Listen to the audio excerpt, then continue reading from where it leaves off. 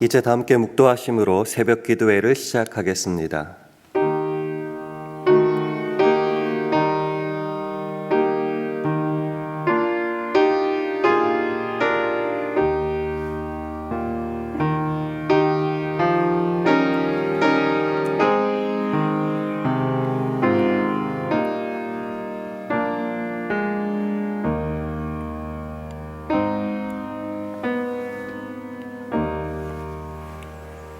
여호와께로서 예레미야에게 말씀이 임하니라. 가라사대 너는 여호와의 집 문에 서서 이 말을 선포하여 이르기를 여호와께 경배하러 이 문으로 들어가는 유다이나 다 여호와의 말씀을 들으라. 만군의 여호와 이스라엘 하나님이 이같이 말씀하시되 너희 길과 행위를 바르게 하라. 그리하면 내가 너희로 이곳에 거하게 하리라. 너희는 이것이 여호와의 전이라 여호와의 전이라 여호와의 전이라 하는 거짓말을 믿지 말라. 아멘. 하나님 아버지, 새롭게 허락하신 오늘 하루도 주님만 사랑하며 주님만 기뻐하며 주님만으로 즐거워하는 날이 되기를 간절히 소망합니다. 그러나 우리가 주님께 열심을 다했고 최선을 다했다는 이유만으로 하나님을 수단으로 삼아 나의 세상 욕심을 채우려는 유혹과 시험이 참 많습니다. 그렇게 살아가는 우리들을 긍휼히 여기사 우리들의 믿음 없음과 못남을 믿음으로 이기게 하시고 오직 하나님 앞에 참된 자녀로서의 삶을 살아내는 오늘 하루 우리 모두 되게 하여 주시옵소서. 예수님 이름으로 기도합니다. 아멘. 다 함께 찬송가 395장, 새 찬송가 342장, 395장 찬송하시겠습니다.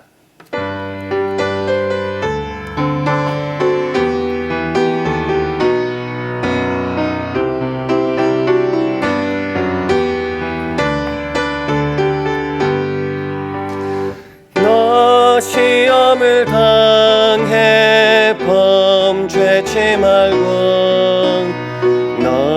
용기를 다해 곧 물리쳐라.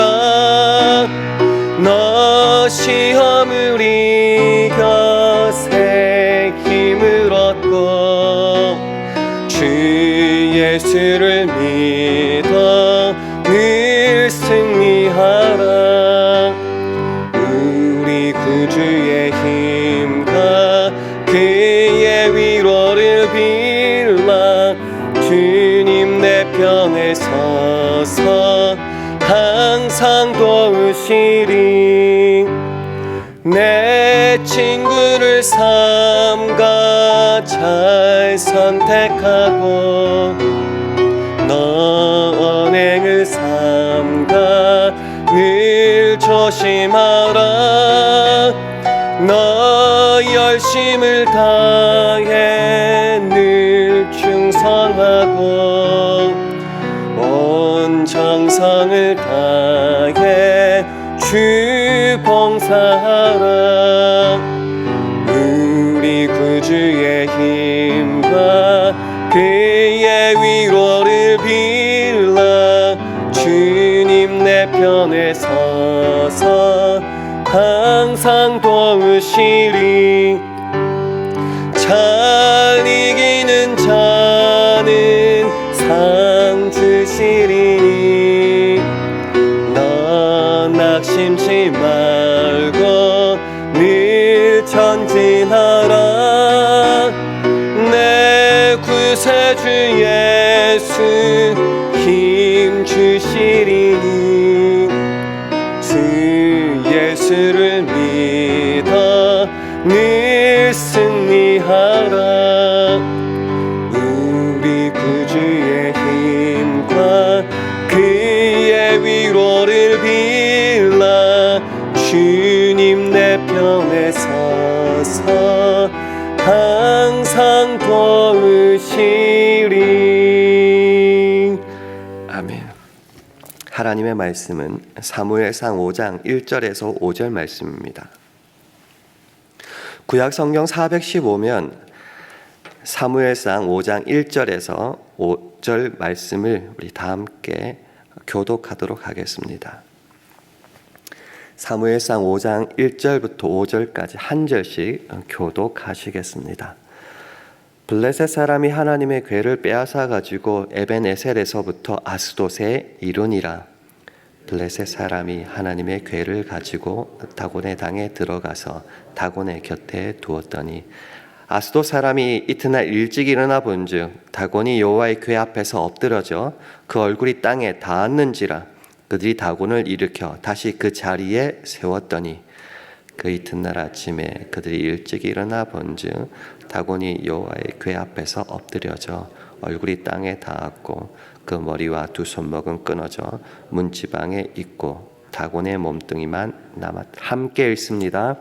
그러므로 다곤의 제사장들이나 다곤의 당에 들어가는 자는 오늘까지 아스돗에 있는 다곤의 문지방을 밟지 아니하더라. 아멘. 할렐루야. 새벽 기도로 나오신 여러분들에게 하나님의 은혜와 평강이 함께 하시기를 기원합니다. 우리 주의 평강 기원하면서 서로 샬롬으로 인사하는 시간 가지겠습니다. 샬롬, 샬롬. 오늘 본문 이전까지의 상황을 잠깐 좀 요약해야지 말씀으로 나갈 수 있을 것 같습니다. 때는 엘리 제사장 말년, 그 아들 홈니와 비느하스가 있던 참 신앙적으로 패역했던 시대였습니다. 그때 이스라엘이 블레셋과 전쟁을 하게 됩니다. 하나님이 우리와 함께 하시니 전쟁 나가면 무조건 승리할 거라 믿었는데요. 웬걸요? 졌습니다. 4,000명가량 죽었습니다. 그래서 그들이 한 가지 행동을 하게 됩니다. 그게 뭔가 실로에 있던 하나님의 언약궤, 하나님의 궤를 이스라엘 진 가운데 이제 전쟁 가운데 가지고 온 거죠. 그 한 가지 일, 실로에서 언약궤를 가지고 오는 그 한 가지 일을 했는데 양쪽에 이스라엘과 블레셋의 진영의 반응이 달라지게 됩니다. 전쟁에 져서 4,000명이나 죽었던 이스라엘은 땅이 울릴 정도로 큰 소리치며 환호하게 됩니다. 전쟁에 이겼던 블레셋은 두려워 떨면서 우리에게 화로다, 우리에게 화로다 하게 되는 거죠. 그 언약궤 때문에요. 그 언약궤를 들고 신나게 전쟁에 갔는데 웬걸요? 이스라엘에게 참혹한 결과를 가지고 옵니다. 이전 전쟁에서 4,000명 죽었는데 3만 명 죽습니다. 그 하나님의 궤는요, 블레셋에 빼앗기게 됩니다. 그런 상태에서 오늘 본문에 일이 벌어지게 됩니다. 전쟁에서 참혹하게 패해서 하나님의 궤가 블레셋 땅으로 넘어가게 되죠. 그 당시 전쟁은 어떤 전쟁이냐? 사람 간의 전쟁이 아니죠. 그들이 믿는 신들의 전쟁입니다. 즉 이스라엘에 믿는 신 하나님이 참패해서 블레셋의 신 다곤에게 졌다. 그러니까 전리품을 챙겨서 그들의 신 앞에 나아가는 거죠. 그 전리품이 뭐죠? 이스라엘의 언약궤 아닙니까? 그 언약궤를 자신의 신전, 다곤 신전 신상 옆에 세워뒀습니다. 왜요? 우리에게 승리를 주신 다곤 신이여 참 감사합니다.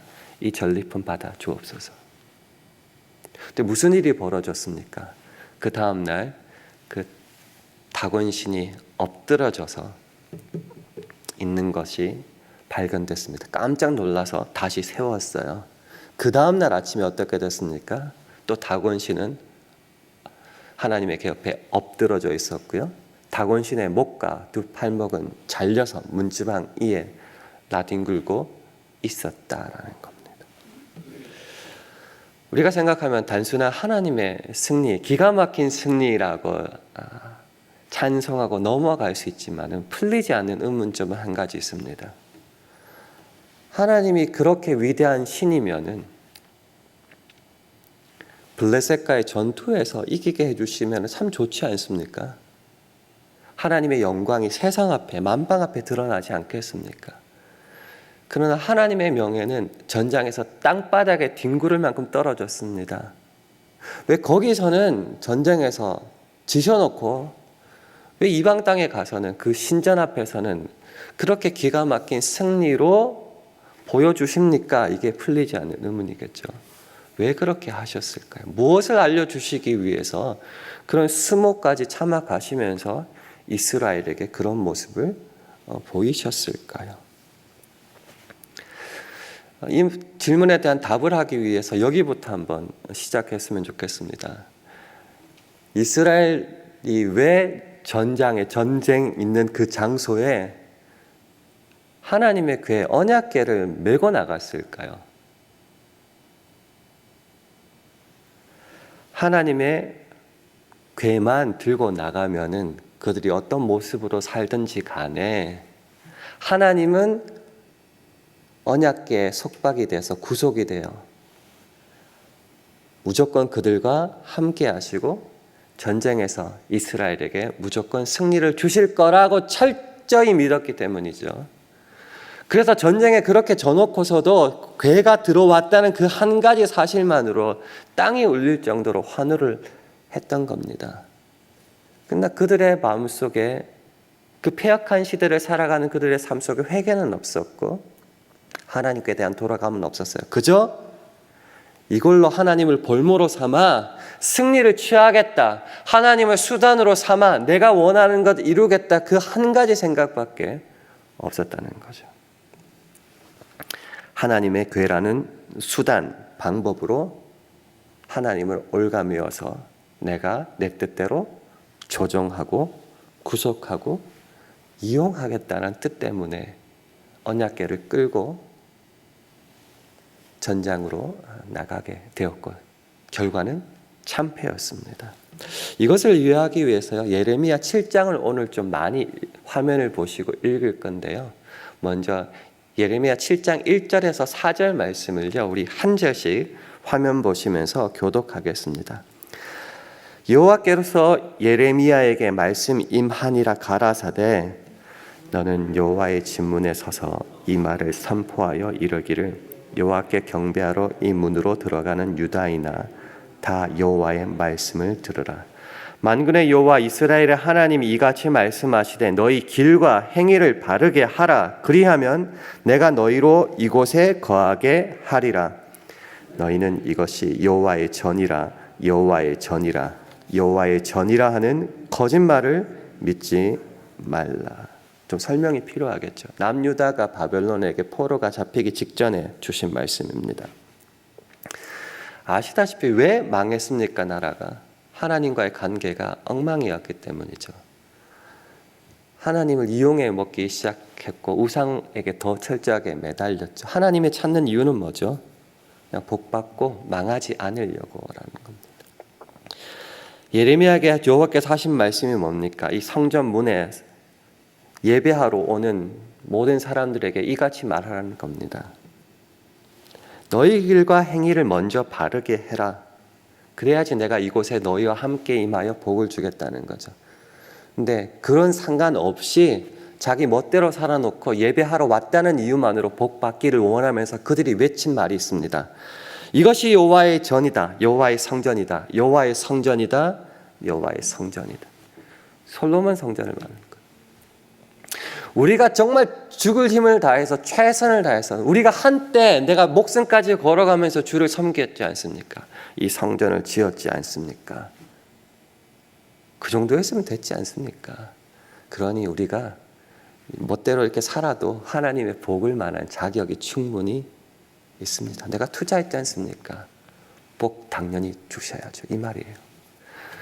그런 거짓 선지자들의 거짓말에 속아서 여전히 성전에 왔고 예배 한번 드렸으니 헌금했으니 기도했으니 복 주세요라고 떳떳하고 당당하게 말하지 말라라는 겁니다. 우리는 하나님과의 관계가 어떻습니까? 기계적인 관계입니까? 하나님 기도했잖아요. 들어주세요. 거기까지가 우리와 하나님과의 관계입니까? 이걸 비즈니스 관계라고 하는 거죠. 하나님과 우리는 고객과 손님의 관계입니까? 내가 이용해 먹는 관계입니까? 아니면 아버지와 자녀의 관계입니까? 그 밑에 있는 예레미야 7장 8절에서 10절은 이렇게도 말합니다. 제가 한번 읽어볼게요. 너희가 무익한 거짓말을 의뢰하는도다. 너희가 도적질하며 살인하며 간음하며 거짓 맹세하며 바알에게 분향하며 너희 알지 못하는 다른 신들을 좇으면서 내 이름으로 일컬음을 받는 이 집에 들어와서 내 앞에 서서 말하기를 우리가 구원을 얻었나이다 하느냐. 이는 이 모든 가증한 일을 행하려 함이로다. 세상 가서 우상 숭배하며 하고 싶은 거 멋대로 다 해요. 꼭 성전은 찾네요. 왜 성전을 찾을까요? 성전을 가서 이거 우리가 지은 거야. 내가 열심히 했던 거야. 내가 구원을 얻었나이다. 쉽게 말하면 안심이다. 그래도 내가 이거 지었잖아. 열심히 일했잖아. 예배도 드렸잖아. 이제 하나님 나 복 주실 거야. 그 중요한 말이죠. 왜 그렇게 한다고요? 이는 이 모든 가증한 일을 행하려 함이로다. 목적은 하나님께 예배가 아니에요. 또 나가서 내 멋대로 살고 허랑방탕하게 살아도 벌 받지 않음을 확인하고 누리기 위해서. 하나님 참 불쌍하지 않습니까? 내가 하고 싶은 거 가증한 일 또 하려고 성전에 와서 예배하고 기도하고 안심하려고 왔다는 겁니다. 이런 일을 매일매일 반복하고 살아도 주간마다 1년마다 반복하고 살아도 하나님은 나한테 복 줘야죠. 그 이상한 위로와 그 의식을 가지고 있기 때문에 기도했다는 이유로 내가 열심히 했다는 것을 하나님을 묶어둘 수 있다고 믿기 때문에 여전히 그렇게 하고 있다라는 겁니다. 그게 이스라엘의 모습이었고요. 그런 생활을 계속하고 있으면서도 괴가 있다는 이유만으로 성전에서 전쟁에서 승리할 수 있다고 믿고 나가서 참패를 당했다는 겁니다. 저와 여러분의 관계 속에서 하나님은 어떤 존재입니까? 왜 우리는 성전에 와서 기도하고 예배드리고 하나님 앞에 나아가고 있습니까? 처음부터 하나님은 자신을 이렇게 소개하고 있습니다. 출애굽하기 전에 모세를 불렀을 때에 그가 도대체 누가 나를 불러서 너에게 보냈냐고 하면은 뭐라 말해야 됩니까? 라고 했을 때 하나님이 스스로를 이렇게 소개합니다. 하나님이 모세에게 이르시되 나는 스스로 있는 자니라. 스스로 있는 자가 나를 너희에게 보내셨다 하라. 하나님은 누군가? 스스로 있는 자라는 겁니다. 하나님의 하나님 되심에 있어서 외부의 조건이나 도움, 우리 어떤 것이 전혀 필요 없이 스스로 존재하시는 분이다라고 처음부터 당신을 그렇게 소개하고 있는데, 우리는 하나님이 우리의 기도 없이는, 우리의 헌금 없이는, 우리의 노력 없이는 아무것도 못하시는 바보 멍충이로 생각하고 있을 때가 때로 있다라는 겁니다. 하나님이 먼저 그 뜻을 세우셔서 창세전에 우리를 택하시고 우리를 부르시고 자녀 삼아 주시고 구원하여 주심으로 그 모든 섭리가 당신 손에 있음에도 불구하고 우리는 그거랑 상관없이 내 뜻을 먼저 세워서 하나님을 수단으로 이용하여 내 뜻만을, 내가 원하는 결과만을 얻어내려고 하는 싸움을 여전히 지금도 계속하고 있다라는 거죠. 그래서 하나님은 우리가 기도했다고 무조건 들어줘야만 하는 종의 하나님은 아니다라는 거죠. 언약궤를 들고 가면은 우리가 어떻게 했든지 간에 상관없이 무조건 승리를 줘야만 되는 하나님이 아니라는 거죠. 더 쉽게 예를 들어볼까요? 열려라 참깨라는 주문을 아시죠? 그 이야기 속의 열려라 참깨는 주인공이 하든 도적이 하든 누가 하든지 간에 그 주문을 외우면은 무조건 문이 열리게 되어 있어요. 하나님도 그 주문에 속박되고 얽매이고 종노릇하는 분입니까? 아니라는 거죠. 예레미야 7장 22절 26절 그 밑에는 이렇게까지 말씀하십니다. 우리 화면을 보시고 한 절씩 한번 교독해 보겠습니다. 대저 내가 너희 열조를 애굽 땅에서 인도하여 낸 날에 번제나 희생에 대하여 말하지 아니하며 명하지 아니하고 오직 내가 이것으로 그들에게 명하여 이르기를 너희는 내 목소리를 들으라. 그리하면 나는 너희 하나님이 되겠고 너희는 내 백성이 되리라. 너희는 나의 명한 모든 길로 행하라.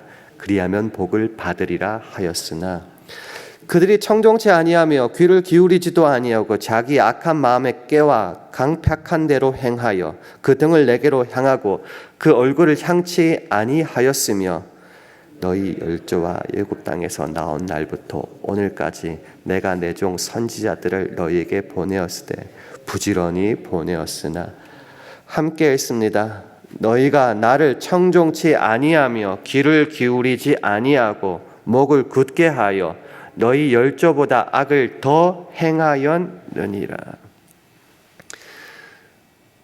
출애굽하게 하셨을 때에 번제나 희생 어떤 조건 그거 걸지 않으셨다는 거죠. 주께서 원하시는 게 뭐죠? 내가 너를 택하였다. 너는 내 제사장 나라다. 내 택한 백성이다. 우리식으로 하면 너 내 아들 딸 아니냐. 그럼 우리들의 관계는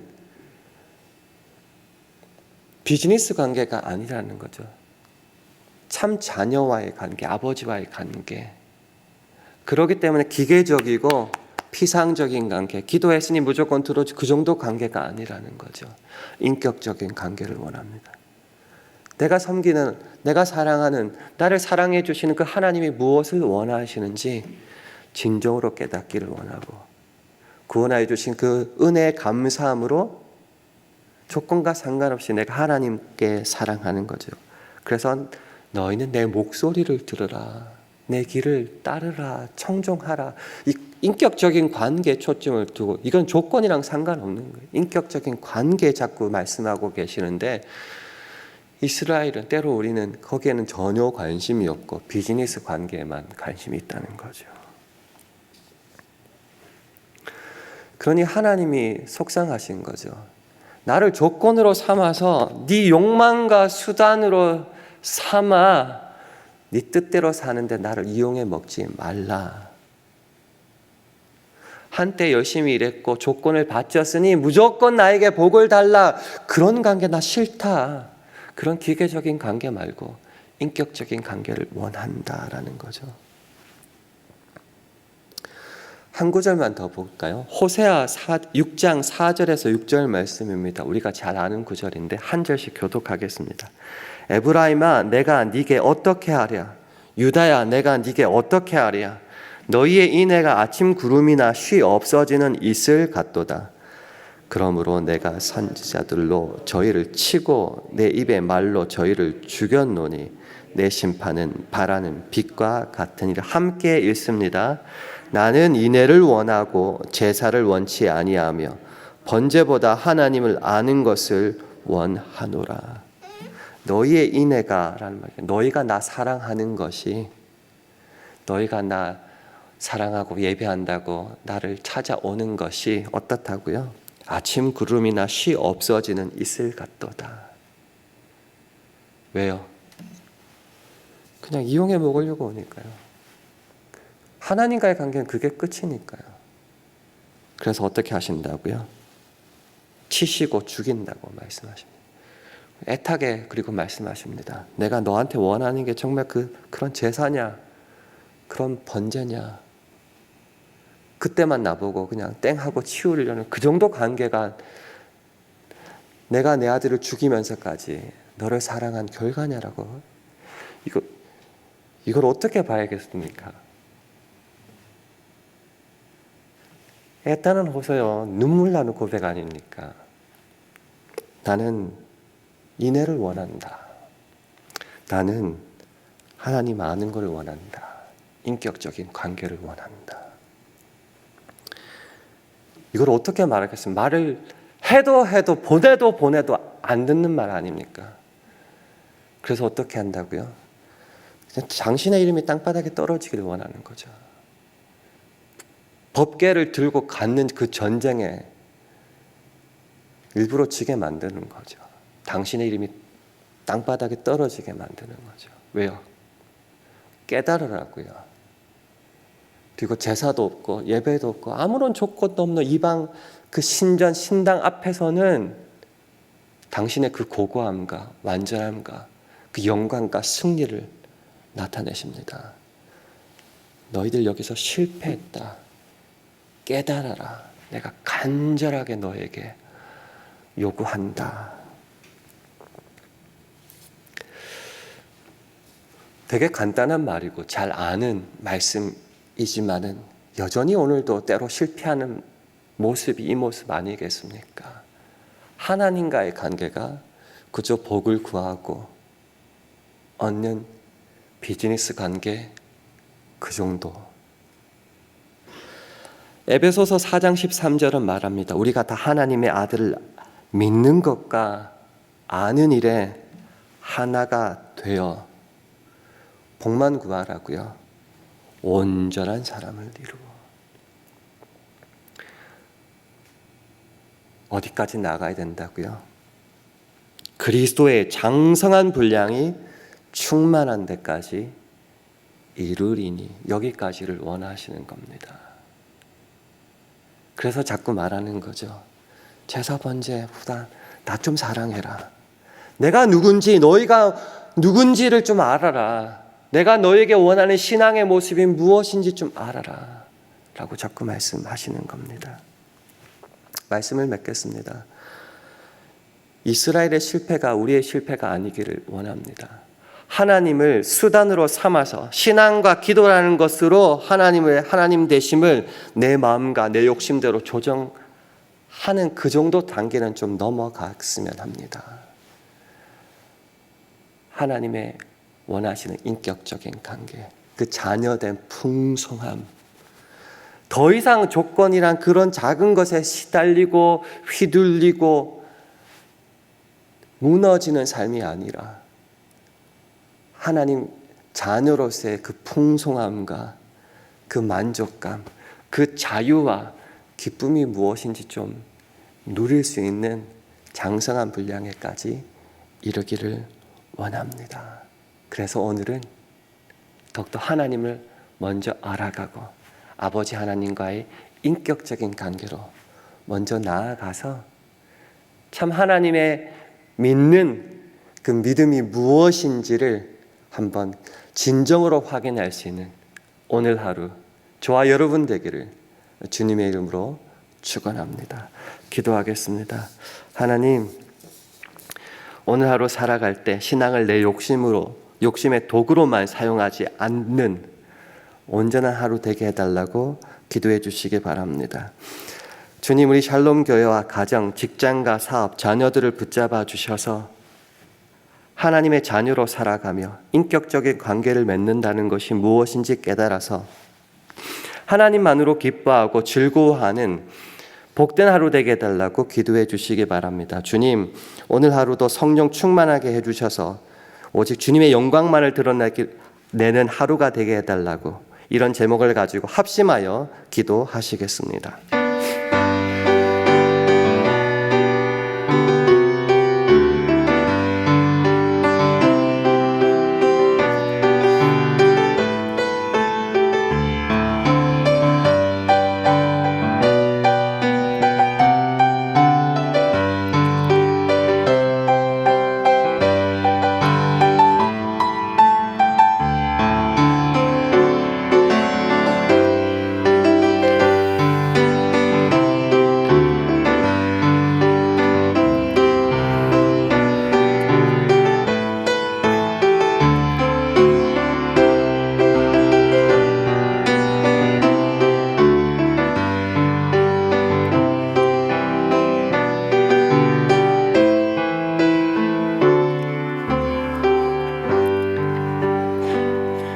하나님 아버지, 하나님의 자녀로서 신자로서 살아가는 우리들이 오직 하나님을 수단으로 하여 욕망을 이루는데 헌신하지 않도록 하여 주옵소서. 그래서 오늘 하루 하나님의 자녀로서 오직 주께서 기뻐하시고 원하시는 삶으로 최선을 다해 나아가는 복된 하루, 그런 삶 살 수 있도록 주장하여 주옵소서. 감사드리며 예수님 이름으로 기도합니다. 아멘.